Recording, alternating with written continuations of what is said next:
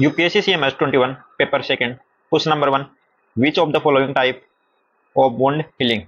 First is primary intention. In primary intention, both wound edges are closely reapproximated by suturing, so minimal scar is seen in primary intention. In secondary intention, wound left open, it causes more granulation tissue and contraction happen in wound, causes poor scar is seen in secondary intention. In tertiary intention, also called delayed primary intention, because initially wound left open and after some days, approximately 4 or 5 days, wound is reapproximate by primary intention, so it is called delayed primary intention. तो answer number is 1 2 3, answer is 1 2 3, quaternary intention नहीं होता। Question number second, a 50-year-old female present to the emergency with pain, swelling and redness over the left foot, pain है, swelling है और redness है, following a trivial trauma 3D wave, on examination the swelling over the left foot is poorly localized, इसका feature है poorly localized swelling है, local tenderness and erythema present है, crepitus is absent, distal pulsation are palpable, distal pulsation palpable हो रही है। First compartment syndrome नहीं हो सकता। कंपार्टमेंट सिंड्रोम इसलिए नहीं हो सकता क्योंकि कंपार्टमेंट सिंड्रोम में डिस्टल पल्सेशन पाल्पेबल नहीं होगा, एब्सेंट होगा। सेकंड इज सेलुलाइटिस, तो आंसर इज सेलुलाइटिस। सेलुलाइटिस क्यों हुआ? क्योंकि सेलुलाइटिस में generalize poorly localize swelling present होती है वाइड एरिया में। तो क्वेश्चन में ये दे रखा है पुअरली लोकलाइज स्वेलिंग और वाइड एरिया में। जबकि एब्सेस में क्या होता है? एब्सेस में लोकल स्वेलिंग और वेल डिफरेंशिएट स्वेलिंग होती है, उसके साथ साथ पस भी प्रेजेंट होती है। फेसाइटिस क्या होता है? फेसाइटिस होता है इन्फ्लेमेशन ऑफ फेसिया। तो सेकंड का राइट आंसर क्या आएगा? Cellulitis. Question number 3, Which one of the following is not associated with BRCA1 और BRCA जीन? तो first is breast cancer, yes ये एसोसिएट होता है। ओवेरियन कैंसर भी एसोसिएट होता है, प्रोस्टेट कैंसर भी एसोसिएट होता है, लिवर कैंसर एसोसिएट नहीं होता। तो right answer is liver cancer, जो कि BRCA और BRCA2 के साथ एसोसिएट नहीं होता। BRCA के साथ एसोसिएट इसके लिए ट्रिक होती है BOCP, OCP, बी मतलब breast cancer, ovarian cancer, colorectal and prostate cancer. In BRCA2 में BRCA2 जीन के साथ BOCP ये तो प्रेजेंट है ही, ये तो होगी, प्लस इसके साथ साथ GSM भी होगा, gall bladder cancer, stomach cancer and melanoma. तो these are associate with BRCA1 और BRCA2 gene. Question number 4, the malignancy associate with Stewart Treves syndrome. Stewart Treves syndrome, तो इसके साथ आंसर आएगा लिम्फेंजियोसार्कोमा। लिम्फ प्लस एंजियो मतलब blood vessels, तो lymph और blood vessels की मेलिग्नेंसी होती है, जो कि क्रोनिक या लॉन्ग स्टैंडिंग लिम्फ इडिमा के कारण हो सकती है, लिम्फ इडिमा के कारण हो सकती है। और chronic long standing lymph oedema present होती है पोस्ट मेस्टेक्टोमी में प्रेजेंट हो सकती है, तो इसमें रिस्क होता है लिम्फ एंजियोसार्कोमा का। Question number 5, A 60-year-old lady underwent total abdomen hysterectomy on third post-operative day. She suddenly became breathless हो गई while returning from the washroom. Her BP recorded 80 upon 50 mmHg. The most probable diagnosis. तो BP कम है और breathlessness है, तो ये indicate कर रहा है थ्रोम्बो एम्बोलिज्म में। थ्रोम्बो एम्बोलिज्म क्या होता है? Blood clot obstruction blood vessels, ये तो थ्रोम्बस। एम्बोलिज्म मतलब which lodges dislodge from other side से डिसलॉज होके ब्लड वेसल्स को ऑब्स्ट्रक्ट कर रहा है, तो उसको बोलते हैं थ्रोम्बो एम्बोलिज्म। तो यहाँ पे क्या हो जाएगा? पल्मोनरी वेसल्स में हो रहा है तो पल्मोनरी एम्बोलिज्म। इसके साइन है ब्रीथलेसनेस एंड बीपी डिक्रीज होना, तो answer is thrombo embolism. Question number 6, A 52-year-old female underwent modified radical mastectomy. After few years, she developed lymphedema in of the ipsilateral arm. Which of the following malignancy can develop in her arm? तो अभी आ गया ना chronic lymph oedema के कारण क्या होता है? Lymph angiosarcoma, अभी बताया ना, लिम्फ एंजियोसार्कोमा। तो answer number A, same question. Question number 7, a gentleman of 60 years present with brownish swelling of the submandibular region पे swelling है, with inflammatory edema of mouth and putrid halitosis, तो most likely he suffering from, तो most likely suffering किससे है? यह है Ludwig angina.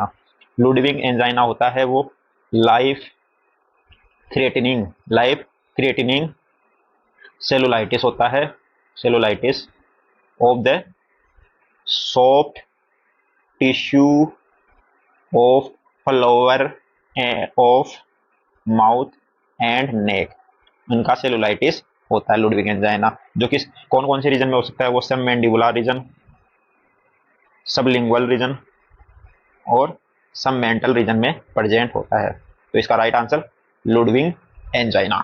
Question number 8, A 25-year-old female patient present with previous history of neck irradiation मतलब neck radiotherapy, present with thyroid swelling for last 6 months. The patient is clinically euthyroid. On examination, the right lobe of thyroid gland is enlarged with presence of ipsilateral cervical lymphadenopathy. The most likely clinical diagnosis is, तो इसमें दो चीजें दे रखी है, एक तो history of radiotherapy और एक लिम्फेडेनोपैथी। तो इसका आंसर आएगा पेपिलरी कार्सिनोमा ऑफ थायराइड, क्योंकि पेपिलरी कार्सिनोमा ऑफ थायराइड होता है वो लिम्फेटिक रूट से स्प्रेड होता है, और मोस्ट कॉमन एज होती है इसकी 20 to 40 ईयर, और रिस्क फैक्टर होता है इसके लिए नेक रेडियोथेरेपी। जबकि मेडुलरी कार्सिनोमा ऑफ थायराइड वो होता है और अराइज होता है पेराफोलिकुलर सी सेल। लिम्फोमा में कोई हसीमोटो थायराइडाइटिस की भी हिस्ट्री प्रेजेंट हो सकती है। फोलिकुलर कार्सिनोमा ऑफ थायराइड ये 40 to 60 ईयर में प्रेजेंट होता है, और दूसरी बात ये हिमेटोजेनस रूट से फैलता है। Question number 9, an infant present in the surgical OPD with complaint of unilateral swelling in neck. The swelling was soft, cystic, partially compressible, and the brilliant transilluminate.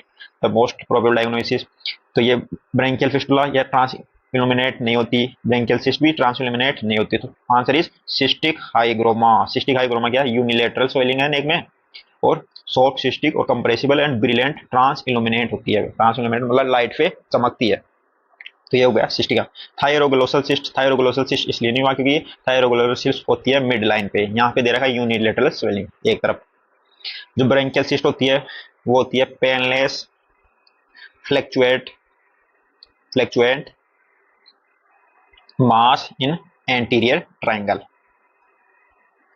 और ये सेकंड ब्रेंकियल आर्च का या फिर Clift का cyst होती है branchial cyst, तो right answer इसका सिस्टिक हाइग्रोमा। नेक स्वेलिंग की बात करें, नेक स्वेलिंग की बात करें,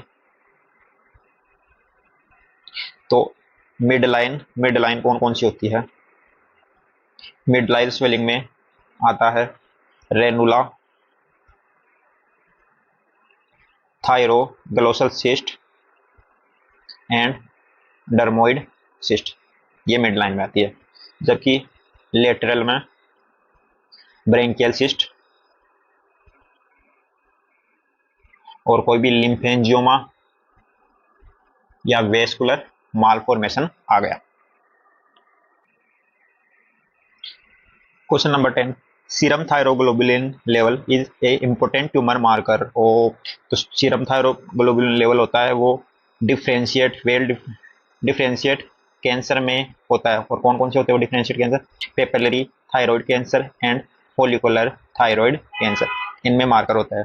तो यहाँ पे आंसर आएगा papillary carcinoma of thyroid. Medullary carcinoma of thyroid के लिए मार्कर होता है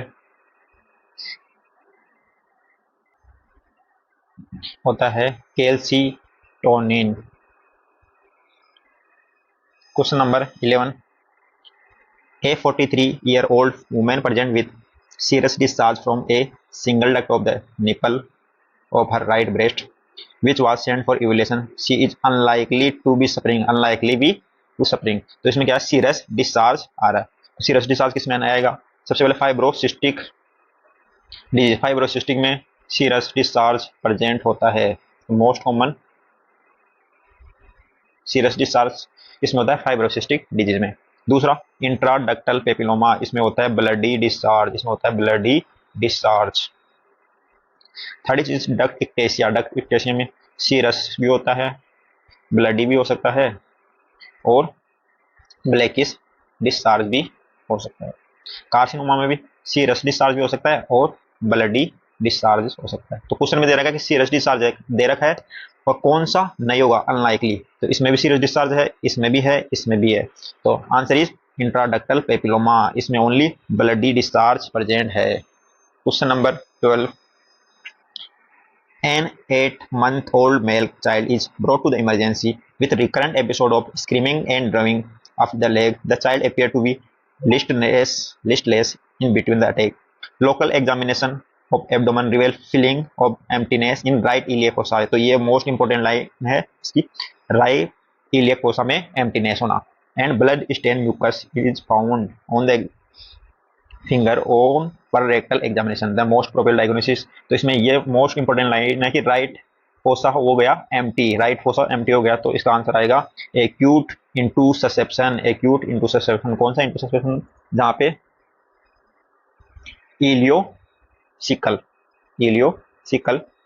इंटूससेप्शन, जब भी तो राइट इलियक फोसा एम्प्टी हुआ है। इसके साथ साथ और क्या फीचर प्रेजेंट होंगे इसमें? एब्डोमेन पेन वगैरह और ब्लड इन पर rectal examination. Question number 13, which of the following statement regarding Ogilvy syndrome are correct? First, it present as acute large bowel mechanical obstruction। No, Ogilvy syndrome होता है वो होता है idiopathic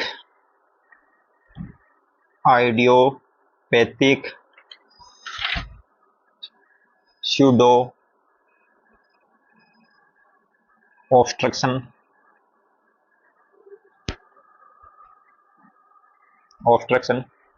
of colon.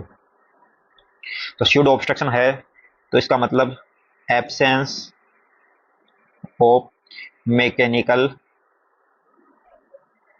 And anatomical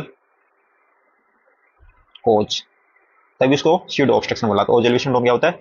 idiopathic pseudo obstruction of colon, absence of mechanical and anatomical cause. तो mechanical कोज तो होगा ही नहीं। फिर यहाँ पे इसमें बताया जाता है कि यहाँ पे sympathetic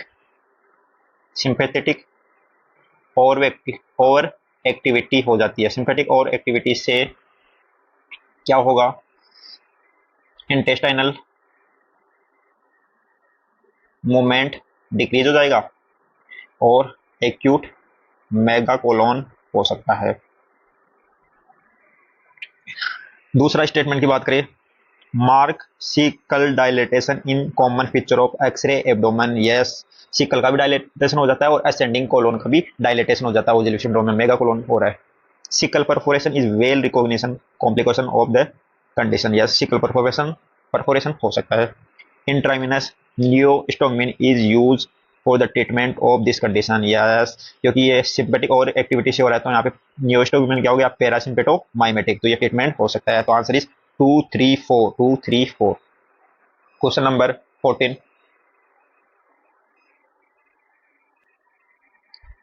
question number 14, which of the following statement regarding carcinoid tumour are correct.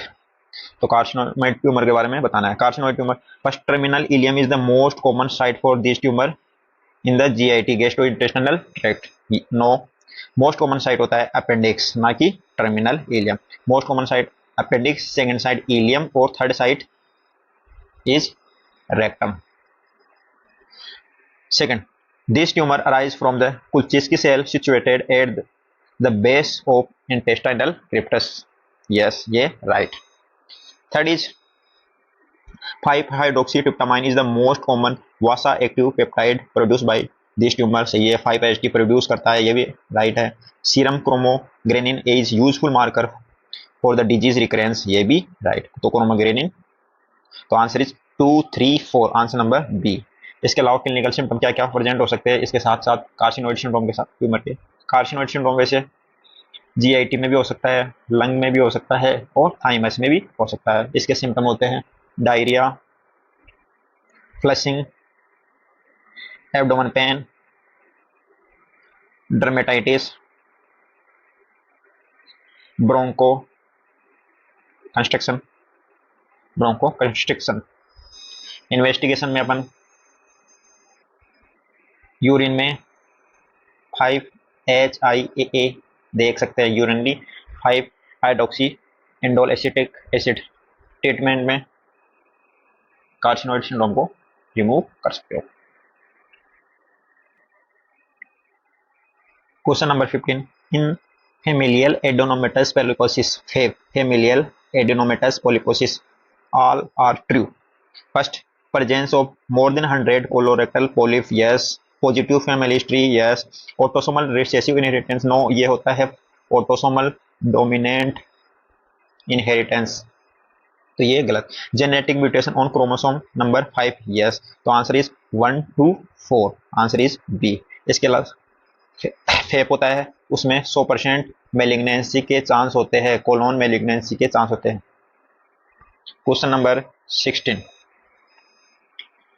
a 50-year-old male patient present to the emergency with sudden onset of the upper abdomen pain, nausea, vomiting, hematemesis. On examination, pulse rate is 106 per minute, BP 170 mmHg, pallor is present. CCT abdomen reveal large exophytic tumor of size 13 into 8 centimeter at the fundus of stomach के fundus में. Upper GI endoscopy, the mucosa overlay the tumor is intact. The staining for CD117 in upper GI endoscopy biopsy is positive. The most probable diagnosis, तो ये सारे सारे symptom gist को represent करते हैं, gastro intestinal stromal tumour, क्योंकि stomach के funds में है। एक्सोफाइटिक ट्यूमर है, एक्सोफाइटिक ट्यूमर मतलब जो बेसमेंट मेम्ब्रेन से अबाउ ही ग्रो करेगी। इसके अलावा CD117 मार्कर जो जिस्ट में ही होता है, गैस्ट्रो इंटेस्टाइनल स्ट्रोमल ट्यूमर में होता है। तो answer is B. Question number 17, which of the following is not a classical symptom of acute appendicitis?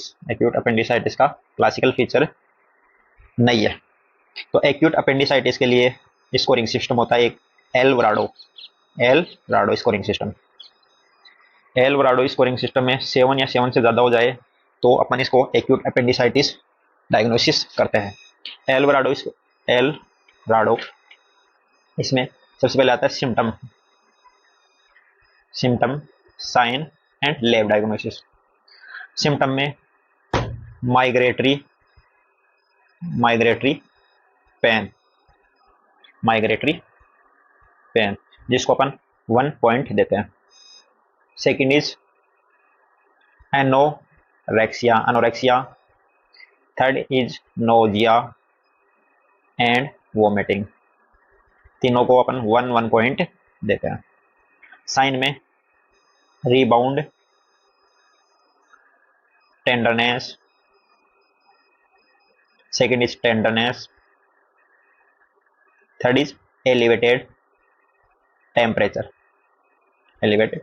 ये हो गए साइन एक्यूट अपेंडिसाइटिस, जिसमें रिबाउंड टेंडरनेस को अपन 2 पॉइंट देते हैं, बाकी को 1 पॉइंट देते हैं। थर्ड इज लेफ्ट डायग्नोसिस में leucocytosis, WBC increase and shift to left. यहाँ पे 2 पॉइंट इसको, 2 पॉइंट इसको और 1 पॉइंट इसको। तो ये टोटल स्कोर होगा 10। 10 में से 7 और 7 से ज़्यादा प्रेजेंट हो रहा है तो उसको एक्यूट अपेंडिसाइटिस बोलते हैं। तो इसमें क्वेश्चन में दे रहा है नोट ए क्लासिकल सिम्टम, तो एनोरेक्सिया है, यस एनोरेक्सिया। पैराम्बिलिकल कोलिक या माइग्रेटिव पेन भी है। कॉन्स्टिपेशन, कॉन्स्टिपेशन इसका क्लासिकल सिम्टम नहीं है, तो आंसर इसको। इसके अलावा नोजिया वोमिटिंग भी इसका सिम्टम है, तो answer is C.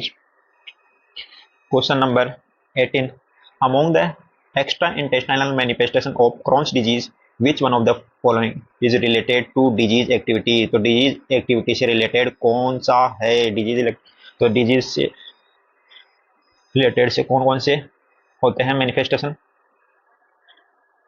First is erythema, erythema nodosum, second is pyoderma gangrenosum, third is arthropathy, fourth is high complication, six is aphthous ulcer, 6 is amyloidosis, amyloidosis. तो ये 6 कॉम्प्लिकेशन है जो डिजीज रिलेटेड होते हैं डिजीज एक्टिविटी से in chronic disease में। तो यहाँ पे आंसर क्या आएगा, हाई कॉम्प्लिकेशन। जबकि renal calculi, primary sclerosing cholangitis और क्रोनिक एक्टिव हेपेटाइटिस ये अनरिलेटेड होते हैं डिजीज एक्टिविटी से।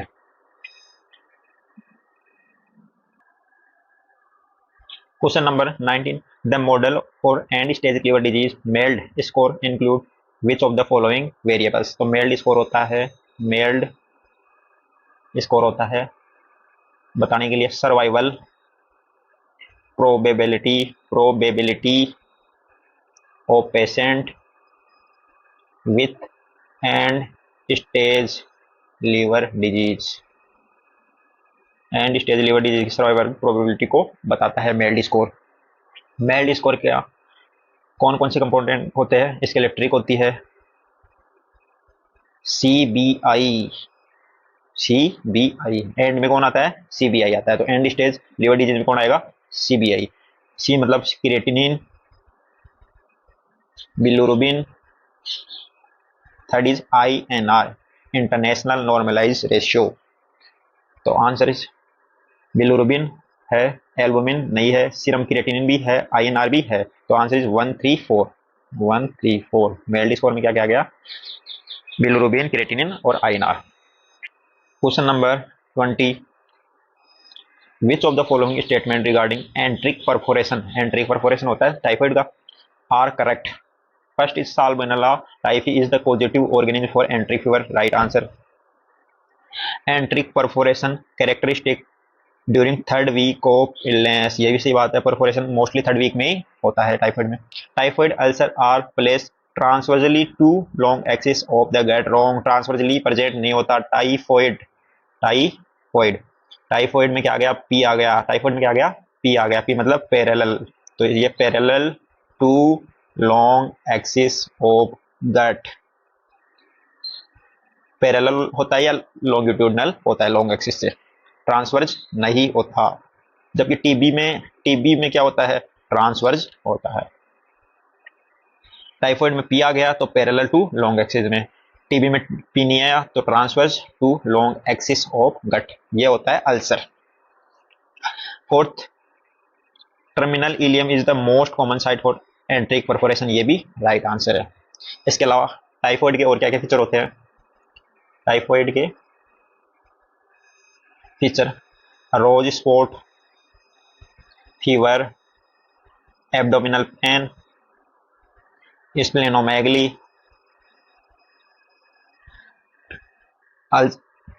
टाइफाइड अल्सर, ये सारे इसके सिम्टम होते हैं। इन्वेस्टिगेशन के लिए अपन करते हैं बासु, ब्लड कल्चर, एंटीबॉडी देखने के लिए विडाल टेस्ट, स्टूल कल्चर और यूरिन कल्चर, ये इन्वेस्टिगेशन हो गई। Treatment is fluid therapy plus antibiotic therapy, chloramphenicol. This is all about typhoid. Question number 20, तो यहाँ पे आंसर क्या जाएगा 1 to 4, 1 to 4, तो answer is D. Question number 21,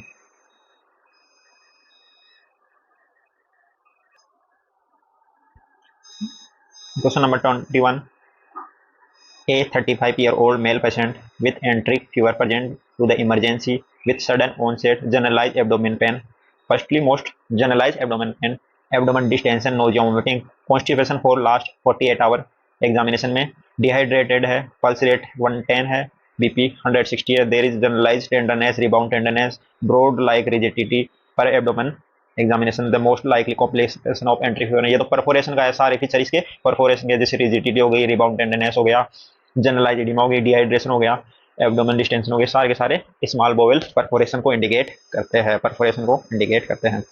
question number 22, which of the following are option management for pancreatic pseudocyst. सबसे बात करते हैं स्यूडोसिस्ट क्या होता है। पेनक्रियाटिक स्यूडोसिस्ट होता है a collection of amylase rich fluid which enclose fibrous and granulation tissue wall। Fibrous and granulation tissue wall के अंदर एमाइलेज रिच फ्लूइड होता है, उसको बोलते हैं अपन पेनक्रियाटिक स्यूडोसिस्ट। पेनक्रियाटिक स्यूडोसिस्ट होती है वो आउटसाइड में होती है, पेनक्रियाज, ये पेनक्रियाज तो पेनक्रियाज के आउटसाइड में होगी। और ये कब होती है, ये एक्यूट पेनक्रियाटाइटिस के बाद में प्रेजेंट होती है।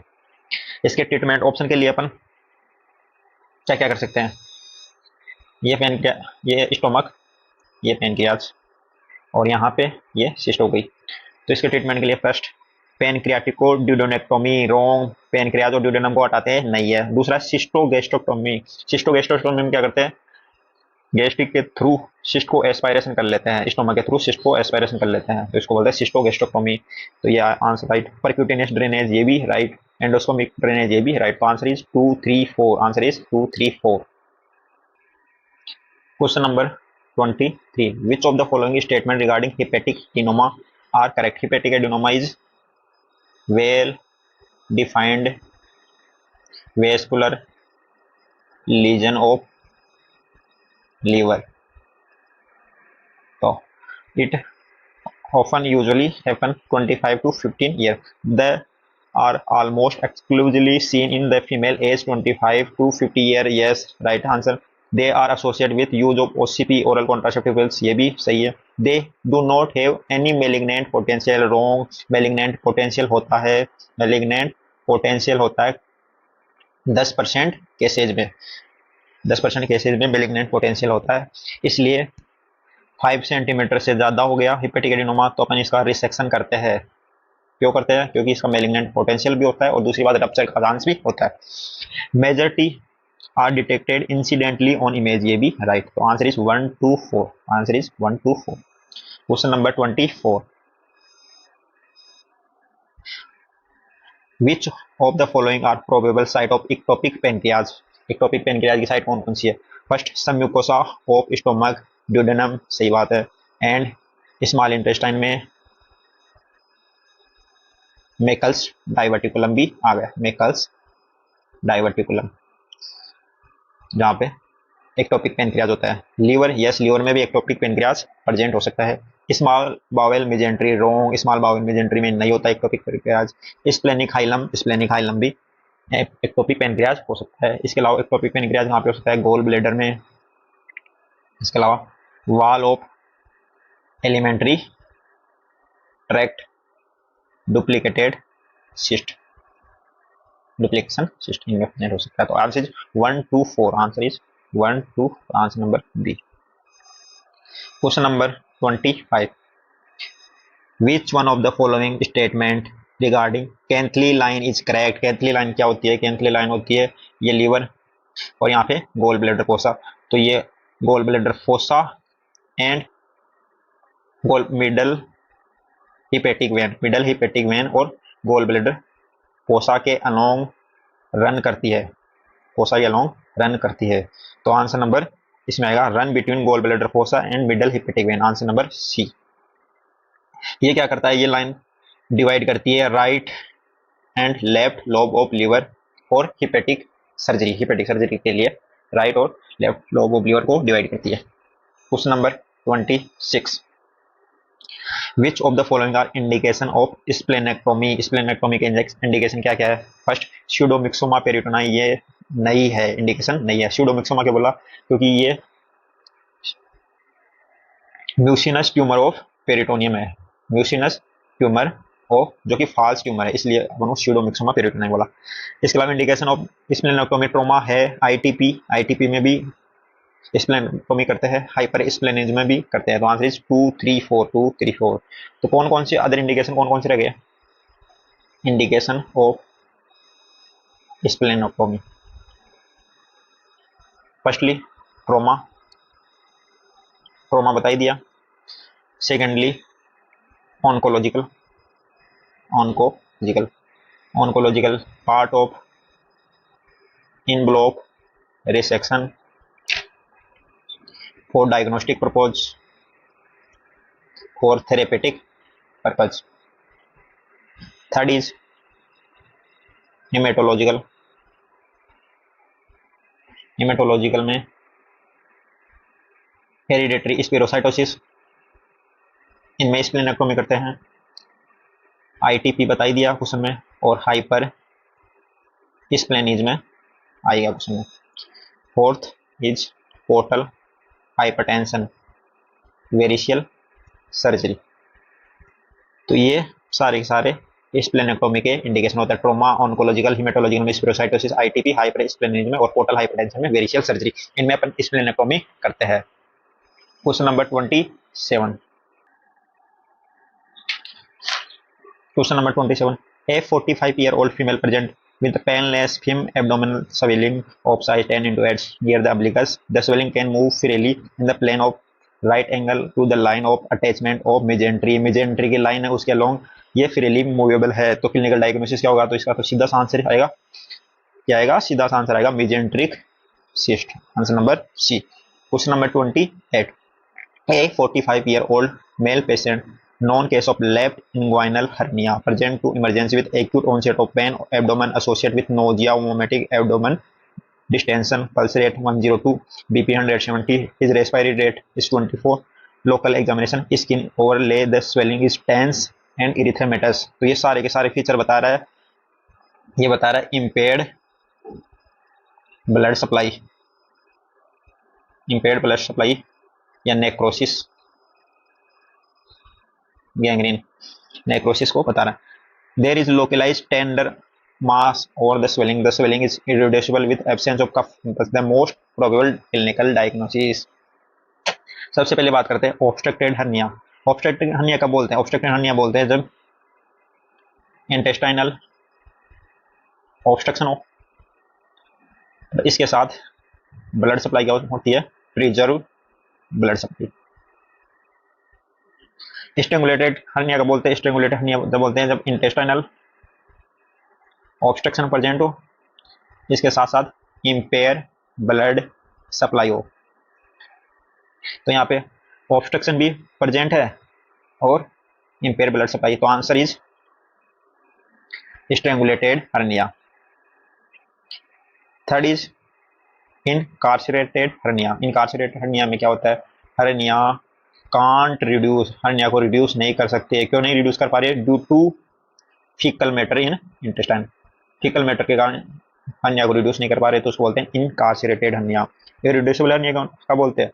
Hernia can't reduce due to adhesion due to adhesion between sac and content. तो इसमें मोस्ट प्रोबेबल आंसर कौन सा आएगा? Strangulated hernia. इसमें एब्डोमेन ऑब्स्ट्रक्शन के साइन के साथ साथ स्वेलिंग इज टेंस है, इरिथ्रोमेटस है और टेंडरनेस है। इसके अलावा डिहाइड्रेशन के साइन है। तो ये सब स्ट्रेंगुलेटेड हर्निया को बताता है।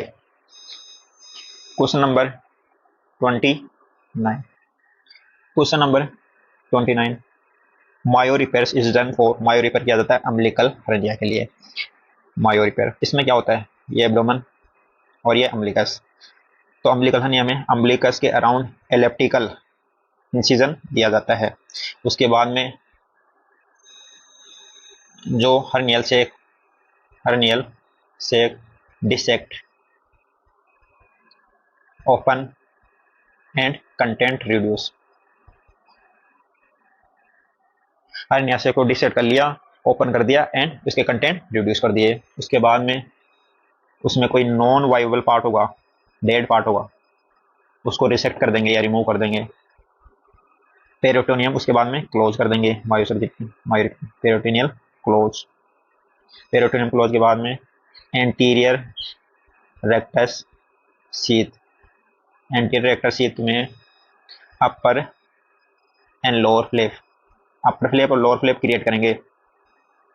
उसके बाद में लोअर फ्लैप को इंसर्ट कर देंगे अपर फ्लैप में, लोअर फ्लैप इंसर्ट इन अपर फ्लैप। इससे क्या हो जाएगा? डबल ब्रिस्टिंग लेयर हो जाएगी, डबल ब्रिस्टिंग लेयर हो जाएगी अपर फ्लैप लोअर फ्लैप की। और स्यूचर किससे करना है? अपर फ्लैप को और लोअर फ्लैप को स्यूचर किससे करना है? नॉन एब्जॉर्बेबल स्यूचर से। This is all about Mayo repair in umbilical hernia. Question number 30, in Pringle manoeuvre clamping include which of the following. तो प्रिंजल मैन्यूवर में क्या होता है कि हिपेटो ड्यूडेनल लिगामेंट को क्लैंप करते हैं। और हिपेटोड्यूडेनल लिगामेंट में क्या क्या होता है? Common bile duct, hepatic artery and portal vein. क्यों करते हैं ये करते हैं हिपेटिक सर्जरी के दौरान ब्लड लॉस को प्रिवेंट करने के लिए, क्योंकि हिपेटिक में mostly blood supply hepatic artery और पोर्टल वेन से होता है, तो इनको क्लैंप कर देंगे। इसका आंसर आएगा कौन कौन से क्लैंप करते हैं? कॉमन बाइल डक्ट क्लैंप करते हैं, हिपेटिक आर्टरी क्लैंप करते हैं, पोर्टल वेन क्लैंप करते हैं। Answer is 1, 2, 3। Question number 31, a patient with suspected head injury is brought to the emergency following road traffic accident. At the time of examination, patient is conscious with Glasgow coma score is 14 and 15. Stable vitals. There is bleeding from right ear. Most important line है bleeding from right ear and CSF leak from nose. तो ये इसका most important line है. Bruising is present behind the right ear. तो ये तीनों के तीनों सिम्टम ये बता रहा है fracture of base of skull, fracture of the base of the skull इसको बताता है। Question number 32, the commonest organism causing superlative otitis media. तो इसका कॉमनेस्ट ऑर्गेनिज्म स्ट्रेप्टोकोकस न्यूमोनाई होता है, तो इसका तो सिंपल आंसर। इसके अलावा स्ट्रेप्टोकोकस न्यूमोनाई के अलावा हिमोफिलस इन्फ्लुएंजा भी होता है और मोरोजेला भी होता है।